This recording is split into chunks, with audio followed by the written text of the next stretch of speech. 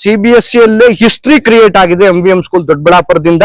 CBSE ಅಲ್ಲಿ ಹೇಗೆ ನಡೆಯುತ್ತೆ ಅಂದ್ರೆ, ಈಗ ನಾನು ಹೇಳಿದೆ ಒಂದ್ 3,000 ಮಕ್ಕಳು ಪಾರ್ಟಿಸಿಪೇಟ್ ಮಾಡಿದ್ರು ಅಂತ. ಕನಿಷ್ಠ ಶಾಲೆಗಳಿಂದ ಇಷ್ಟಿಷ್ಟು ಮಕ್ಕಳು ಅಂತ ಬರ್ತಾರೆ.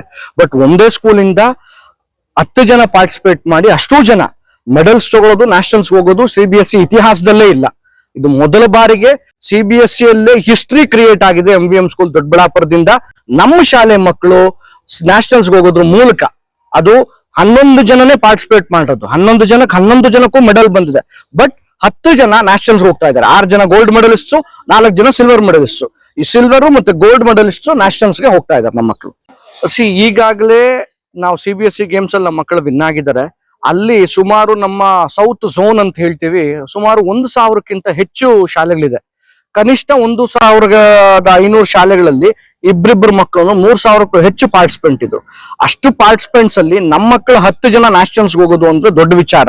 ಆ ಮಕ್ಕಳಿಗೆ ನಾವು ಸರಿಯಾದ ನಿಟ್ಟಿನಲ್ಲಿ ತರಬೇತಿ ಕೊಡ್ತಾ ಇದ್ವಿ. ಅವ್ರಿಗೆ ಬೆಳಗ್ಗೆ ಸಂಜೆ 2 ಹೊತ್ತಿನಲ್ಲಿ ತರಬೇತಿ ಕೊಡ್ತಾ ಇದ್ವಿ.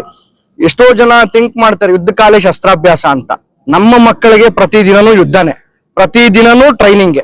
ಪ್ರತಿದಿನ ನೆಕ್ಸ್ಟ್ ಡೇ ಮ್ಯಾಚ್ ಇದೆ ಅಂದ್ರೆ ಇವತ್ತು ಮಕ್ಕಳು ಟ್ರೈನಿಂಗ್ ಆಗಿ ಮುಂದಕ್ಕೆ ಹೋಗ್ಬೇಕು. ಆ ಮಟ್ಟಕ್ಕೆ ಮಕ್ಕಳನ್ನ ಪ್ರಿಪೇರ್ ಮಾಡ್ತೀವಿ.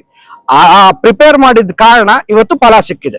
ನ್ಯಾಷನಲ್ಸ್ ಅಲ್ಲೂ ನಮ್ಮ ಮಕ್ಕಳು ಒಳ್ಳೆ ರೀತಿಯಲ್ಲಿ ಪಾರ್ಟಿಸಿಪೇಟ್ ಮಾಡ್ತಾರೆ, ಬಹುಮಾನ ತಂದೆ ತರ್ತಾರೆ.